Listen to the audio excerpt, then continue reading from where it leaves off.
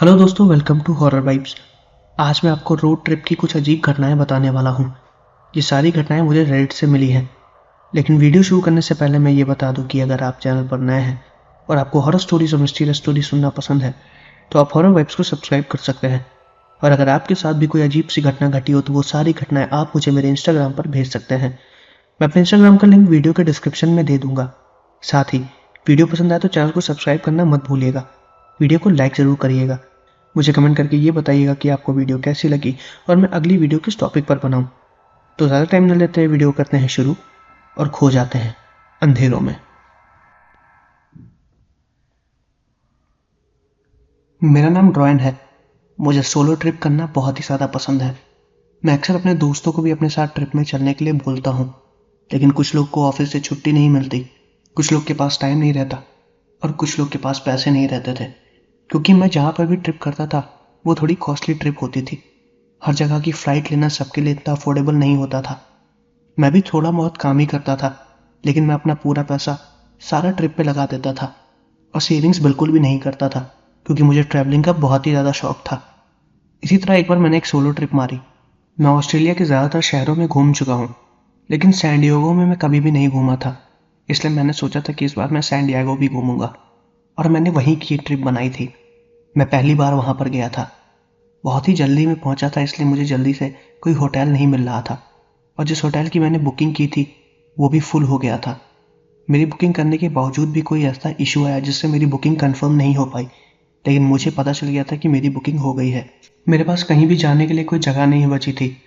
जो taxi driver मुझे airport से होटल की तरफ लेकर आया था, मैंने उससे किसी सस्ते होटल के बारे में पूछा। उसने मुझे एक होटल बताया भी, लेकिन उसने मुझे ये बताया कि उस तरफ टैक्सी नहीं जाती है और उस होटल में कमरे खाली भी होंगे, तो मैं वहाँ पर जाके ले सकता हूँ। फिर उसने मुझे लोकेशन बता दिया और मैं लोगों से पूछते हुए और छोटी मोटी लोकल टैक्सी और लिफ्ट लेते हुए उस होटल तक पहुँच गया। वो थोड़ा आउटर में बना हुआ था, हालांकि उसके बगल और भी होटल्स थे, लेकिन मुझे उस टैक्सी ड्राइवर ने उसी होटल का एड्रेस बताया था। जब मैं वहाँ पर पहुँचा तो अंदर से वो होटल काफ़ी ठीक ठाक था। थोड़ा पुराना था, लेकिन फिर भी उसकी मेंटेनेंस काफ़ी अच्छे से हो रखी थी। वहाँ पर और भी लोग थे जो आ जा रहे थे। मैंने वहाँ पे रिसेप्शन पे अपना नाम बताया और किसी तरह रिक्वेस्ट करके उनसे एक रूम ले लिया। शुरुआत में तो वो लोग मुझे बहुत मना कर रहे थे, लेकिन मैंने उनसे रिक्वेस्ट की कि मेरे पास कहीं भी रहने के लिए जगह नहीं है, और किसी तरह मैंने 2 से 3 दिन के लिए वहाँ के होटल के रूम को बुक कर लिया था। उन्होंने मुझे एक 4th फ्लोर का रूम दिया था, जहाँ के खाली 3 से 4 रूम ही एक्टिव थे और सारे बंद थे। शायद वो 4th फ्लोर अभी भी अंडर मेंटेनेंस था, इसलिए उसको ज़्यादा लोगों ने यूज़ नहीं किया हुआ था। मुझे जो रूम मिला था वो कॉरिडोर के एकदम एंड में था। मैं अपना बैग लेके वहीं पर ही जा रहा था। तभी रास्ते में मुझे एक दरवाजे के पास एक आदमी मिला। वो उसी दरवाजे के पास खड़ा था। वो आदमी जिस रूम के पास खड़ा था वो मेरे रूम से बस 2-3 रूम पहले ही था। वो उसे खोल भी नहीं रहा था और ना ही नॉक कर रहा था, बस चुपचाप दरवाजे की तरफ देख रहा था। मुझे वो बहुत अजीब लगा, लेकिन मैं बहुत ज़्यादा थका हुआ था और बहुत खुशनसीब था कि मुझे एक रूम मिल गया और मैं बस सोना चाहता था। होटल के रिसेप्शन पे जो मुझे चाबी मिली थी उससे दरवाज़ा खुल नहीं रहा था। काफ़ी देर से कोशिश कर रहा था बट खुल ही नहीं रहा था। मैंने अपना बैग वहीं होटल के रूम के बाहर छोड़ दिया और दोबारा रिसेप्शन पे गया। वहाँ पर बताया कि मेरी चाबी से दरवाज़ा खुल नहीं रहा है। उन्होंने मुझे दूसरी चाबी दी। शायद चाबी रिप्लेस हो गई थी। उसके बाद मैं अपनी चाबी लेके दोबारा 4th फ्लोर पर गया, जहाँ पर मेरा रूम था। इस बार मैंने देखा कि मैंने अपना बैग अपने रूम के सामने छोड़ा था, लेकिन मेरा बैग उस रूम के सामने रखा हुआ था जहाँ पर वो आदमी रूम के सामने खड़ा था, लेकिन अब वो आदमी वहाँ से गायब हो गया था। मुझे ये चीज़ बहुत ज़्यादा अजीब लगी, लेकिन उस वक्त भी मैंने ज़्यादा ध्यान नहीं दिया। मुझे लगा कि शायद रूम सर्विस डिपार्टमेंट वहाँ पर मेरा सामान रख के गया हो, या फिर उस पर टायर लगे हुए थे, वो लुढ़कते हुए आ गया हो। मैंने बस उस वक्त यही अनुमान लगाया। नींद में बहुत ज़्यादा था, बहुत ज़्यादा थका हुआ था, इसलिए अपना बैग लेके दोबारा अपने रूम को खोला और अंदर चला गया। उस वक्त रात के करीब 1 या 2 बज रहे होंगे। मैं काफ़ी गहरी नींद में था। तभी रात में मेरे रूम में किसी ने खटखटाया। उसकी वजह से मेरी आँख खुल गई। नॉर्मल आदमी की तरह किसी ने खटखटाया नहीं था। इतनी तेज़ खटखटाया था कि शायद दरवाज़ा ही टूट जाता अगर वो उसे 6-7 बार और करता। मेरी आंखें खुल गई थीं। मैं बहुत ही गहरी नींद से उठा था। इतनी ज़ोर से उठने की वजह से मेरे सर में अचानक से दर्द भी होने लगा, लेकिन फिर भी मैं तुरंत उसके पास गया और दरवाजे को खोला। बेड से उतरते वक्त और दरवाजे के पास जाते वक्त लगातार वो आदमी दरवाजे को खटखटा रहा था। फिर जैसे ही अपना दरवाजा खोला और 1 सेकंड में खोला, बाहर कोई भी नहीं था। वो गायब हो चुका था। पर अभी कुछ सेकंड्स पहले ही आवाज आ रही थी। उस आवाज में और दरवाजे खोलने में बिल्कुल भी अंतर नहीं था। एक ही सेकंड में दरवाजा खोला था और वो आदमी गायब। मैं तुरंत कॉरिडोर में निकला और दोनों तरफ देखने लगा। कॉरिडोर में अंधेरा था और जब मैंने दूसरी तरफ देखा तो वो आदमी जो मुझे शुरुआत में एक दरवाजे के सामने खड़ा दिखा था, वो अभी भी वहीं पर ही खड़ा था, उसी पोजीशन में, और उस कमरे की तरफ देख रहा था। ना वो कमरे के अंदर जाने की कोशिश कर रहा था, ना ही नॉक कर रहा था। मुझे ये बहुत ही ज्यादा अजीब लगा। मैंने उससे कुछ पूछा भी नहीं, चुपचाप दरवाजे को दोबारा बंद किया और बेड पे आके सो गया। कुछ देर बाद फिर मेरे रूम के दरवाजे पे उतनी तेज किसी ने खटखटाया। इस बार मुझे बहुत जोर से गुस्सा आया। मैं अपने बेड से तुरंत उतरा और तुरंत भागते हुए दरवाजे के पास गया, उसको खोला और फिर दोनों तरफ देखने लगा। इस बार वो आदमी वहां पर नहीं था और पूरा कॉरिडोर खाली था। मुझे समझ में नहीं आ रहा था कि आखिर मेरे साथ हो क्या रहा था, कौन ऐसा वाहियात मजाक कर रहा था। मैंने फिर रूम सर्विस पे कॉल किया और उन्हें बताया कि मेरे रूम के सामने कोई बार बार नॉक कर रहा है। रूम सर्विस वालों ने बताया कि उस तरफ किसी ने भी रूम सर्विस को नहीं भेजा है, ऐसा पॉसिबल ही नहीं है। बिना उनकी परमिशन के कोई ऊपर जा ही नहीं सकता है। और वो मेरा कोई वहम नहीं था। मैंने उनसे ज़्यादा बहस नहीं की। मैं बहुत ज़्यादा थका हुआ था। मैं फिर सो गया और फिर करीबन आधे घंटे बाद दोबारा उतनी ही तेजी से मेरे दरवाजे पे किसी ने नॉक किया। इस बार मुझे बहुत ज़्यादा गुस्सा आया। मैं अपने बेड से तुरंत नीचे उतरा और उस आदमी को कुछ मारने के लिए सामान ढूंढने लगा, लेकिन मुझे कुछ भी नहीं मिल रहा था। उस रूम में जो कर्टन्स लगे हुए थे, मैंने उसी की रॉड बाहर निकाल ली और मैंने सोचा था कि अब मैं उसे बहुत मारूंगा। मैंने जैसे ही दरवाज़ा खोला, मैं डर गया। वो आदमी जो कुछ देर पहले बगल में खड़ा दरवाजे को देख रहा था, अब वो मेरे सामने पीठ करके खड़ा हुआ था और सामने वाले दरवाजे को देख रहा था। ये वही था। अब बहुत ज़्यादा मजाक हो गया था और मुझे बहुत ज़्यादा गुस्सा आ रही थी। मैंने उससे पूछा कि तुम ऐसी हरकतें क्यों कर रहे हो। उसने एक शब्द भी नहीं बोला और चुपचाप वहीं पे ही खड़ा था। मैंने उससे 2-3 बार दोबारा पूछा, लेकिन वो कुछ भी नहीं बोला। फिर मैंने उसका कंधा पकड़ के उसको पीछे की तरफ घुमाने की कोशिश की और जैसे ही मैंने उसे घुमाया, मैं डर गया। उसकी आंखें ऊपर की तरफ पलटी हुई थी, उसके मुंह से उसकी जुबान बाहर लटकी हुई थी और वो अजीब सी बिहेव कर रहा था। उसका चेहरा पूरा सफ़ेद था और मेरी आंखों के सामने वो ज़मीन पर नीचे गिर गया। ये सब क्या था, मुझे बिल्कुल भी समझ में नहीं आया। कोई मेरे साथ मजाक कर रहा था या जो कुछ भी हो रहा था सच था। मैं बहुत ज़्यादा कंफ्यूज था। मैंने उस रॉड को वहीं पर फेंका और भागते हुए नीचे रिसेप्शन की तरफ गया। जब मैं चिल्ला रहा था तो पूरे कॉरिडोर पे मेरी आवाज़ गूंज रही थी। भागते हुए जैसे ही मैं नीचे पहुंच रहा था, नीचे के गार्ड्स भी ऊपर आ रहे थे। मैं उनसे सीढ़ियों पर लड़ गया और ज़मीन पर गिर गया। मेरे साथ वो गार्ड्स भी लड़के गिर गए। मैंने उन्हें बताया कि मैंने क्या देखा और मैं बहुत ज़्यादा कांप रहा था। मैं उन गार्ड्स के साथ फिर दोबारा उसी 4th फ्लोर पर गया जहाँ पर मेरा रूम था और उसको दिखाया कि जहाँ पर वो आदमी पड़ा हुआ है। लेकिन ताजुब की बात यह थी कि वहाँ पर बस वो रॉड पड़ी हुई थी। वो आदमी वहाँ से गायब हो चुका था। वहाँ पर कुछ भी नहीं था। मैंने रिसेप्शन पे 2-3 बार कंप्लेन जिसके बारे में की थी, मैंने वो सब बताया, लेकिन वहाँ पर सब कुछ नॉर्मल था। किसी ने कुछ भी नहीं बोला और किसी ने मेरी बात पर विश्वास भी नहीं किया।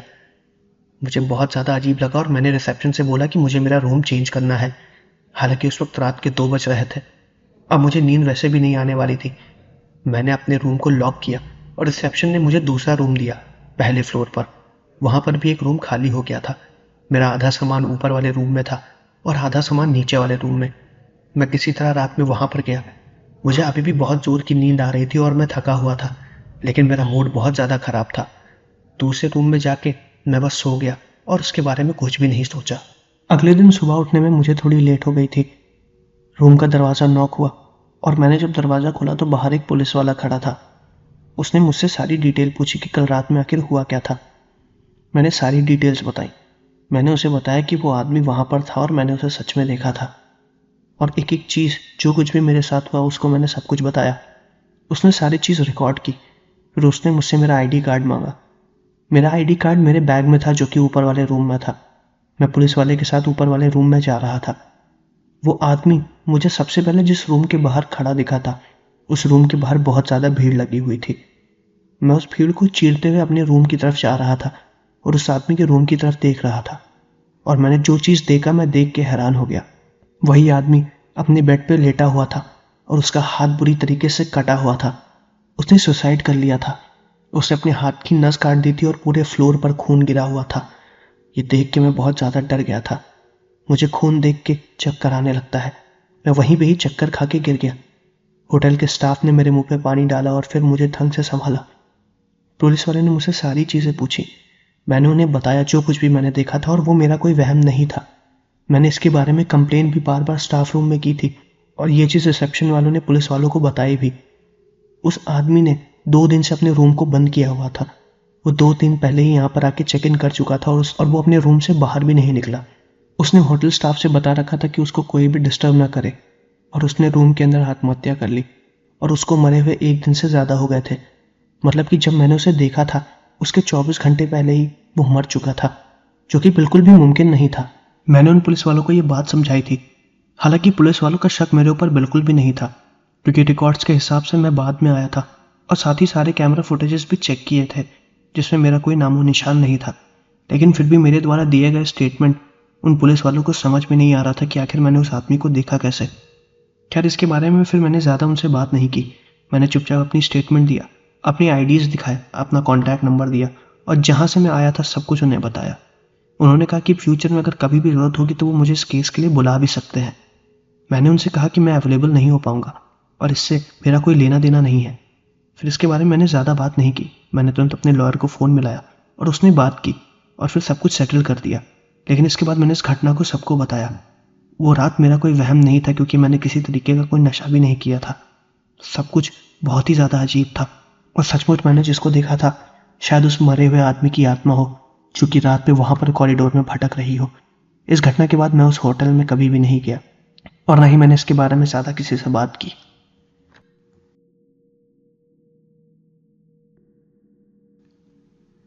तो दोस्तों, ये थी ट्रिप से रिलेटेड पहली घटना। अब मैं आपको एक दूसरी घटना बताने वाला हूँ।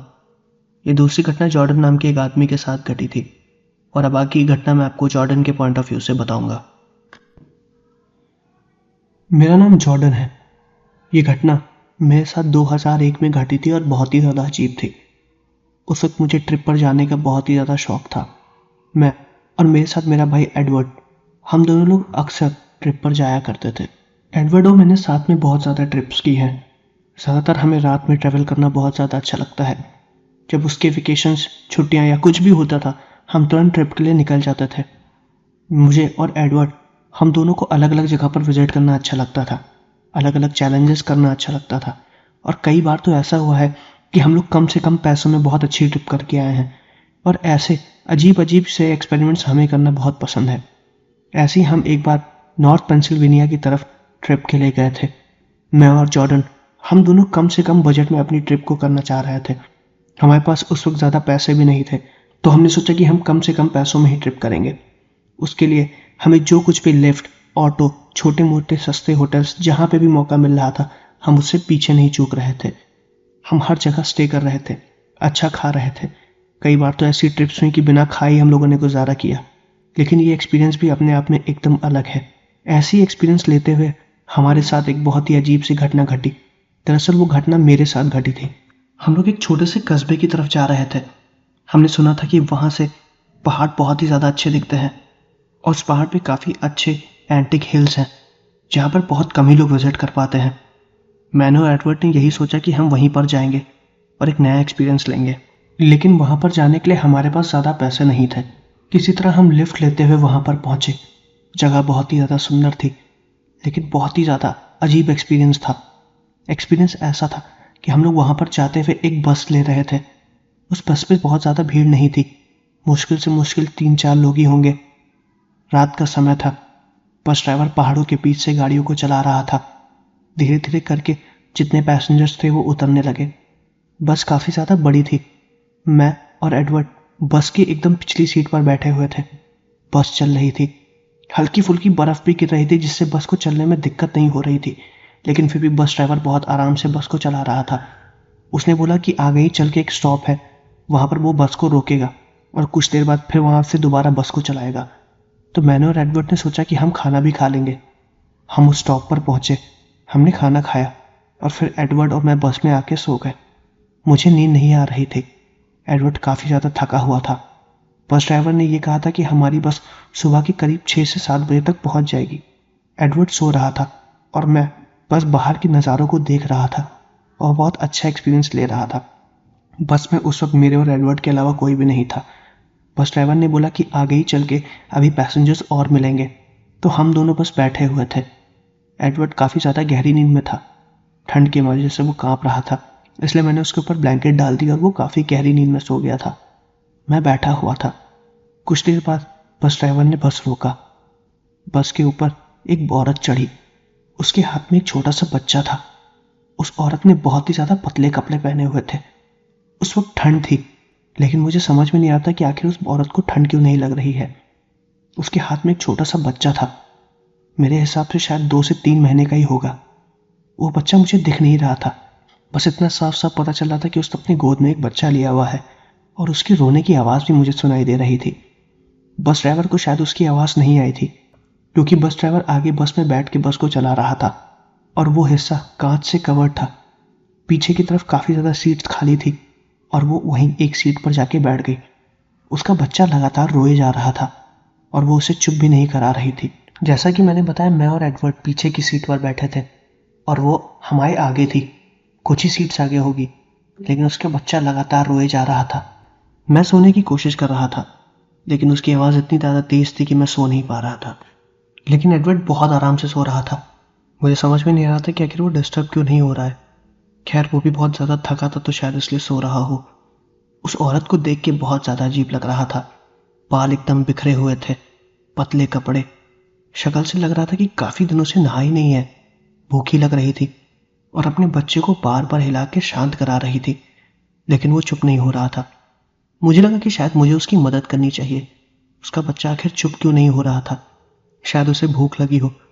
मैंने सोचा कि मैं अपनी सीट से उठूं और मैं उठा भी, और मैंने उसे जैसे ही बोला कि आपको किसी तरह की कोई हेल्प चाहिए, उसने तुरंत अपने होठों पे उंगली रखी और मुझे शांत रहने के लिए बोला।